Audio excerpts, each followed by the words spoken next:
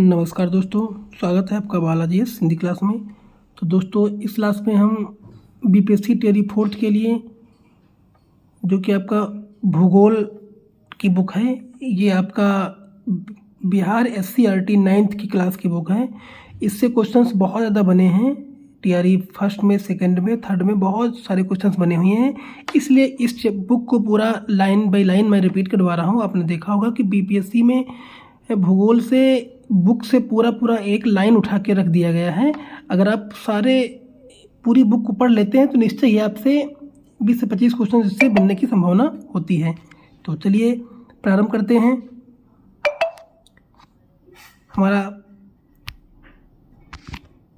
चलिए दोस्तों प्रारंभ करते हैं। ये इसके 3 पार्ट में दे चुका हूँ। अगर आप लोग ना देखे हो तो प्लेलिस्ट में जा करके देख सकते हैं। तो ये आपका जलवायु वाला पार्ट है। इसको हम पूरा लाइन बाय लाइन देखते हैं, इसको छोड़ना कुछ भी नहीं है। 1 से 2 बार इसको रिपीट जरूर कर लेना है। उसके बाद भी सेट लगाना है, क्वेश्चंस को लगाना है, तो निश्चय ही आपके सारे क्वेश्चंस बनेंगे। तो भारतीय जनजीवन को प्रभावित करने वाले भौतिक तत्वों एवं प्राकृतिक पर्यावरण को समझने के लिए भारत की जलवायु को समझना अति आवश्यक है। इस देश का लगभग आधा भूभाग कर्क रेखा के दक्षिण में है, जो उष्णकटिबंधीय में है, तथा आधा भाग उत्तर में है, जो विस्तार की दृष्टि से उपोष्णकटिबंध में है। उत्तरी सीमा पर महान हिमालय तथा दक्षिणी पूर्वी व दक्षिणी पश्चिमी सीमाओं पर हिंद महासागर, अरब सागर तथा बंगाल की खाड़ी में उपस्थित यहाँ की जलवायु को काफ़ी प्रभावित किया है। देश के विशालता एवं उसकी स्थिति में यह जलवायु संबंधित भिन्नताएं पैदा कर देती हैं। फलतः कहा जाता है कि विश्व के सभी प्रकार की जलवायु भारत में पाई जाती हैं। अगला है, बोलचाल की भाषा में लोग मौसम एवं जलवायु को एक ही मानते हैं, पर भूगोल के विद्यार्थियों को दोनों में अंतर समझ लेना चाहिए। जलवायु लगभग अस्थायी होती है, पर मौसम सामयिक होता है। एक विस्तृत क्षेत्र में 30 वर्षों से अधिक समयावधि के मौसमी या वायुमंडलीय विशेषताओं के कुल योग के औसत को जलवायु कहते हैं। किसी क्षेत्र या स्थान के खास समय में वायुमंडलीय दशाओं को मौसम कहा जाता है। मौसम एक दिन में कई बार बदल सकते हैं, किंतु जलवायु सालों साल एक ही क्षेत्र में ही प्यारे दोस्तों रहती हैं। मौसम तथा जलवायु के मुख्य तत्व तापमान, जलवायु, पवन, आर्द्रता तथा वर्षण हैं, जो सूर्य ताप से प्रभावित होकर बदलते रहते हैं। साल के कुछ महीनों में वायुमंडलीय अवस्था एक समान रहती है, जैसे गर्म या ठंडा, हवादार, शांत आकाश, बादलों से घिरा या साफ था, शुष्क या आर्द्र आदि। इन महीनों के औसत वायुमंडलीय दशाओं के आधार पर वर्ष को ग्रीष्म ऋतु या वर्षा ऋतुओं में विभक्त कर दिया जाता है। हमारे देश में मानसूनी जलवायु पाई जाती है।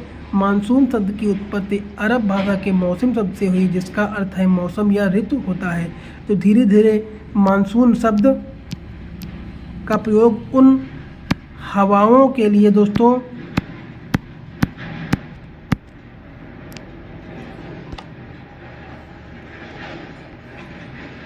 जो ग्रीष्म काल में जल से थल की ओर, एक शीत काल से थल से जल की ओर चला करते हैं।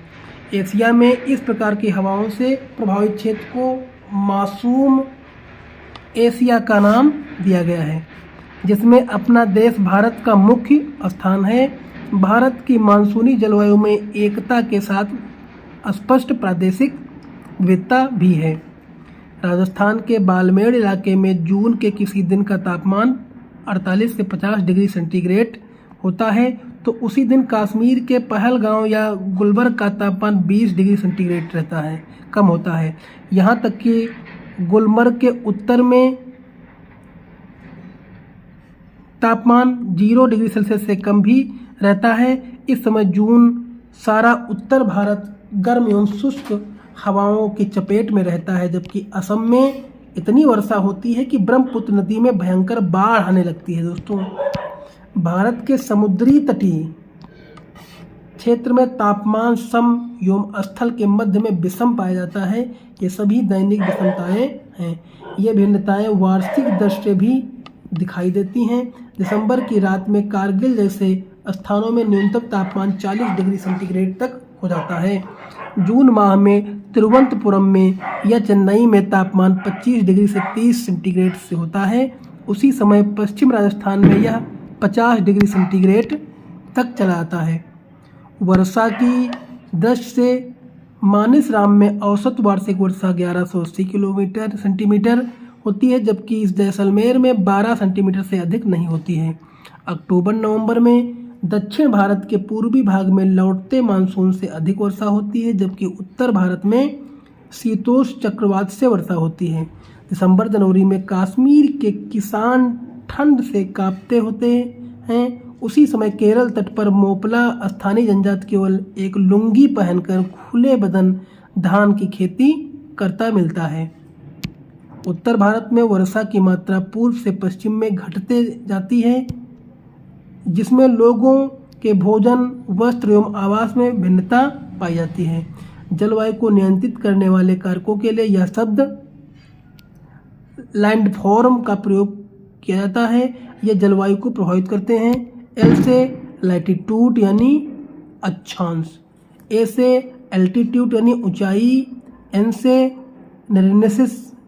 नियरनेस फॉर्म, सी समुद्र से निकट, डी से डायरेक्शन ऑफ विंड पवन की दिशा, एफ से फॉरेस्ट वन, ओशियन करंट समुद्री जलधारा और रेनफॉल वर्षा। तो ये जो है लैंडफॉर्म का प्रयोग किया जाता है, जो कि इसका फुल फॉर्म पूरा इसमें दिया गया है। अगला है एम का माउंटेन पहाड़ और एस सॉयल मिट्टी है। अगला है सौर किरणों से सीधा या तिरछा होने पर सौर ऊर्जा की मात्रा में अंतर हो जाता है।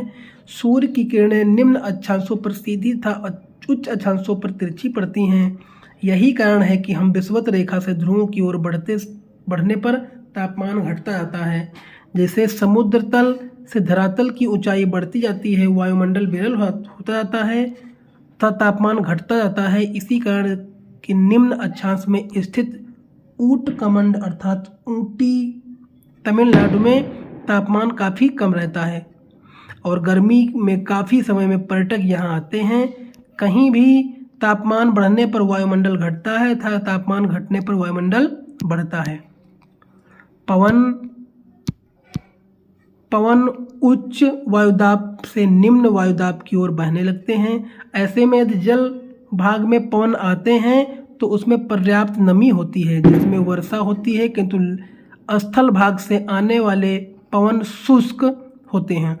जलवायु को समुद्र निश्चित रूप से प्रभावित करता है। जल देर से गर्म एवं देर से ठंडा होता है, अतः समुद्री तटीय भाग बाढ़ में ज़्यादा ठंड नहीं होता है और गर्मी में ज़्यादा गर्म नहीं होता है, किंतु स्थल भाग जल गर्म एवं जल्द ठंडा हो जाता है।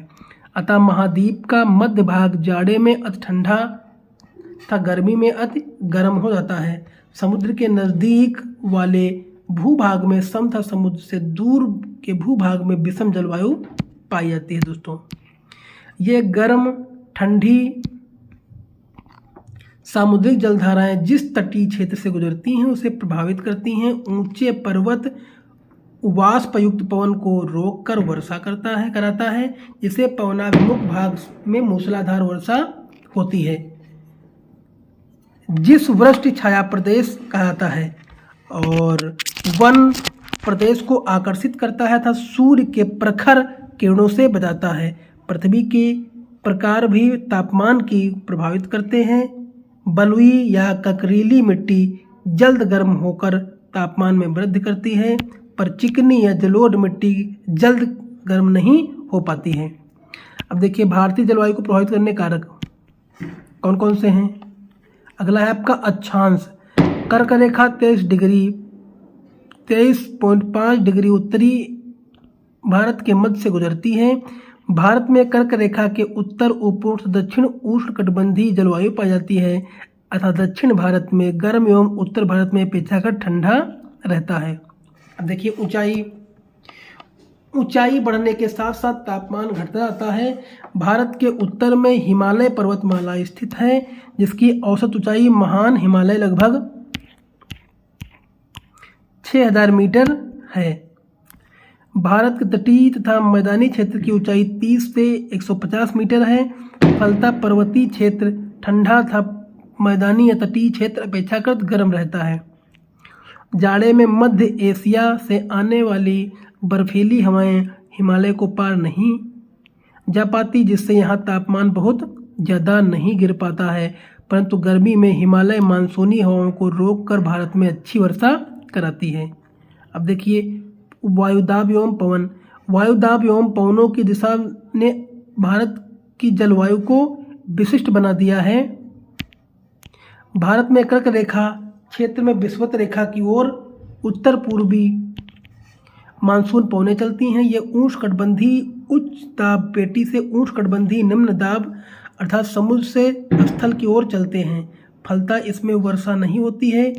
गर्मी में यह स्थिति उलट जाती है, क्योंकि सूर्य के उत्तरी गोलार्ध में होने के कारण राजस्थान के मरुस्थलीय क्षेत्र में निम्न दाब का केंद्र बन जाता है तथा मकर रेखा क्षेत्र में उच्च दाब रहता है। अतः गर्मी में दक्षिणी गोलार्ध के मकर रेखा क्षेत्र की हवाएं तेजी से हिंद महासागर को पार कर भारत में पहुंचने लगती हैं। विषुवत रेखा को पार करने के बाद फेरल के नियम के अनुसार यह दाहिनी ओर मुड़ जाती हैं।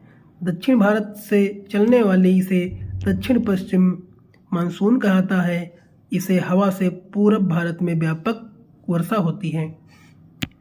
अगला है ऊपरी वायु परिसंचरण भारत में पश्चिमी प्रवाह से प्रभावित रहता है। जेट धाराएं इसी प्रवाह का मुख्य अंश हैं। जेट धाराएं लगभग 27 डिग्री से 80 डिग्री उत्तरी अक्षांश के बीच वायुमंडल के ऊपरी भाग में चलते हैं, अतः इन्हें उपोष्णकटिबंधीय पश्चिमी जेट धाराएं कहा जाता है। 1 सितंबर से मार्च तक हिमालय के दक्षिण ओर पर चला करते हैं तथा शेष के उत्तर एवं उत्तर पश्चिम भाग में पश्चिमी चक्रवाती विक्षोभ के रूप में आकर कभी कभी वर्षा झड़ी लगा देते हैं। गर्मी के दिनों में सूर्य कर्क रेखा के ऊपर चमकता है, अतः पश्चिमी जलधारा हिमालय के उत्तरी छोर पर खिसक जाती है।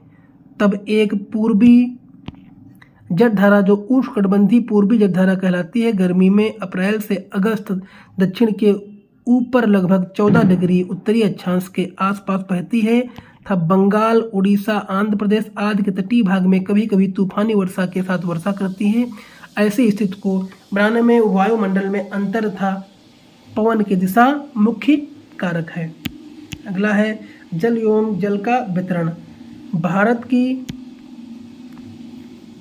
जलवायु को यहाँ के जल तथा स्थल के वितरण को भी प्रभावित करके आता है। समुद्री क्षेत्र में जाड़ा तथा गर्मी के तापमान में ज़्यादा अंतर नहीं होता, क्योंकि जल भाग देर से गर्म एवं देर से ठंडा होता है। वहाँ तापमान कम होने के कारण जलवायु सम बना रहता है।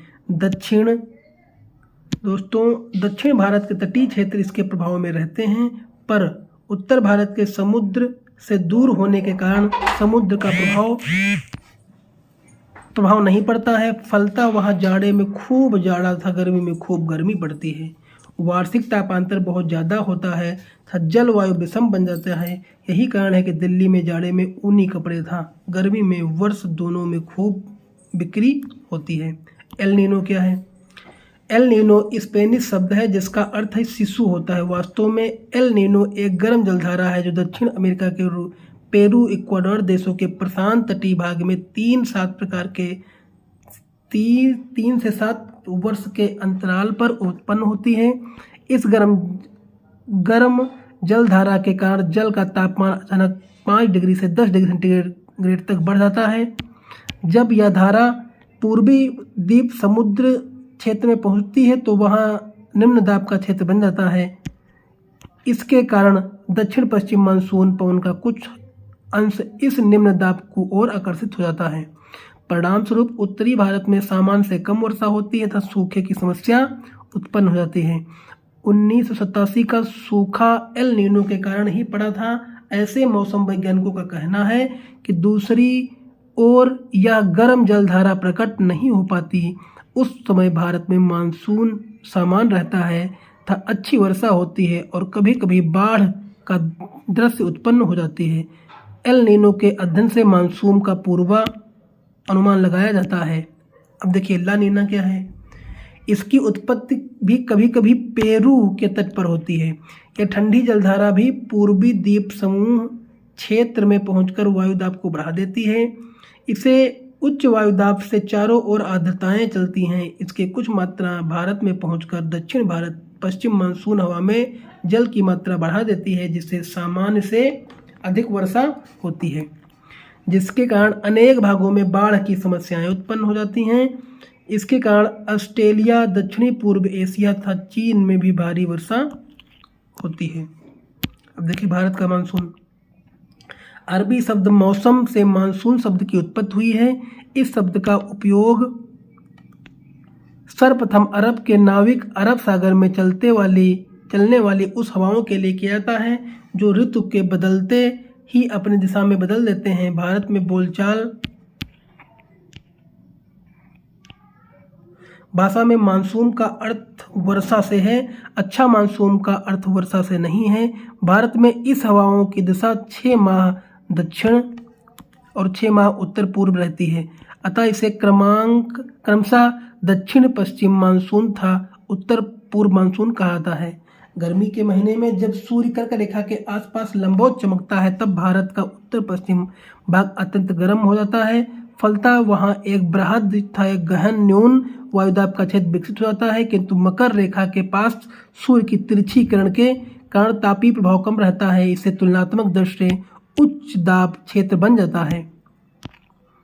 यहाँ की वायु राशि भारत में विकसित निम्न दाब क्षेत्र की ओर आकर्षित होकर जब विषुवत रेखा को पार करती है तब कोरियासिस बल फेरल के नियम के कारण अपनी दाहिनी ओर मुड़ कर उत्तर पूर्व दिशा में चली हुई भारत के केरल तट पर पहुंचती है।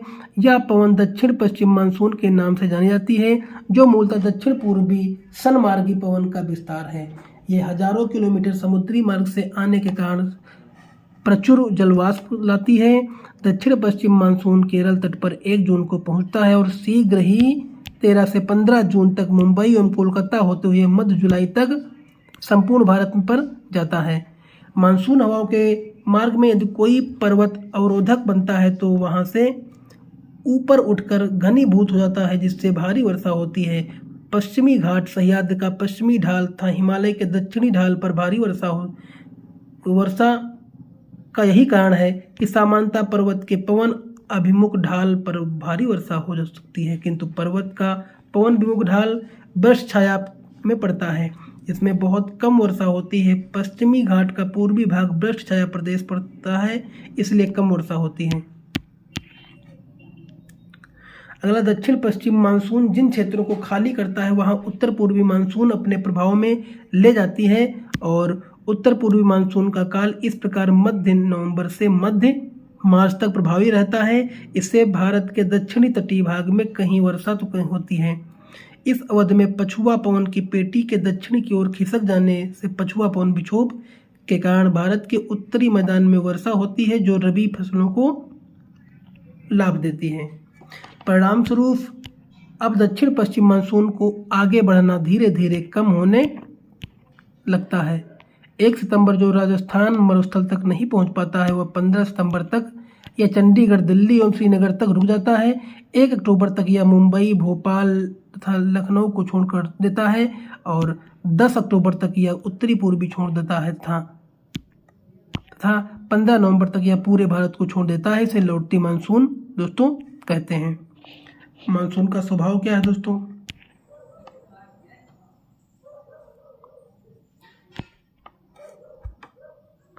मानसून का स्वभाव, मानसून के स्वभाव में अनिश्चितता पाई जाती है, फिर भी इसके स्वभाव निम्नलिखित हैं। दक्षिण पश्चिम मानसून की हवा मौसमी है, जो कि जून से सितंबर तक होती है।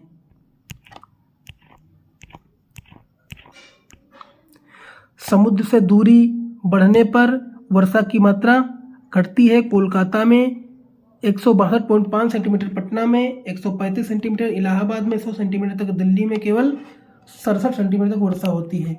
मानसून वर्षा भू आकृत द्वारा नियंत्रित होती है। गर्मी में वर्षा मूसलाधार होती है जिसमें पानी का बहाव बढ़ जाता है और मृदा अपरदन की गति तेज हो जाती है। कई क्षेत्र बाढ़ के चपेट में आ जाते हैं। भारत का कृषि प्रधान अर्थव्यवस्था में मानसून का महत्वपूर्ण योगदान है। मानसूनी हवा का भारत में वितरण भी असमान है, जो औसत 12 सेंटीमीटर से 1180 सेंटीमीटर के बीच पाया जाता है। वर्षा में उसके प्रकार।